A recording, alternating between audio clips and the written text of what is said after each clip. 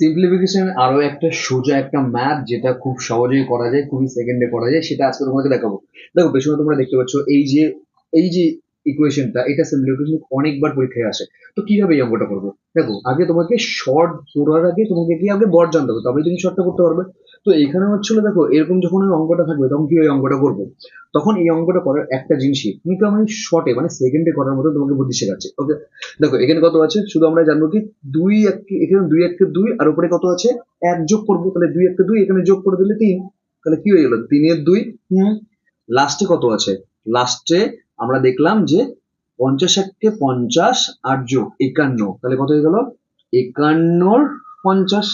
ওকে, এবার আমি তোমাকে কি করাচ্ছি দেখো, তুমি সোজাভাবে বুঝতে পারবে। এখানে আমরা এরকম করে আছে ডট ডট করে 50 পর্যন্ত কত আমরা কি সবগুলো বের করবো না, শুধু প্রথমেরটা বের করবো।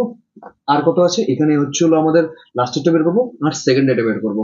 সেকেন্ডে কত আছে দেখো গুণ আছে, এখানে মাঝখানে কিছু নেই মানে গুণ আছে, তিন একে তিন আর একে কত চার, 4 এর 3। ওকে, এবার এরকম করে সব যাতে যেতে থাকবে যেতে থাকবে যেতে থাকবে যেতে থাকবে।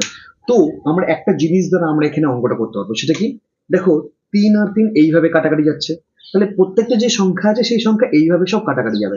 তাহলে এইভাবে যদি কাটাকাটি যায় তাহলে এখানে 50টা এইভাবে কাটাকাটি চলে যাচ্ছে, তাহলে নিচে কি পড়ে যাচ্ছে 2 পড়ে যাচ্ছে, আর উপরে কি পড়ে 51 উপরে যাচ্ছে। তো 51/2 তাহলে কত হয়ে গেল, যদি কি 25 25 50 আর হাফ করলে পরে কি 25.5। আশা করি তোমরা বুঝতে পেরেছো। দাও আমি আরেকবার বুঝিয়ে দিচ্ছি। যখনই এরকম ধরনের অঙ্ক থাকবে তখন আমরা শর্ট কি বের করবো, ফার্স্টেরটার যেটা ইকুয়েশন সেটা বের করবো।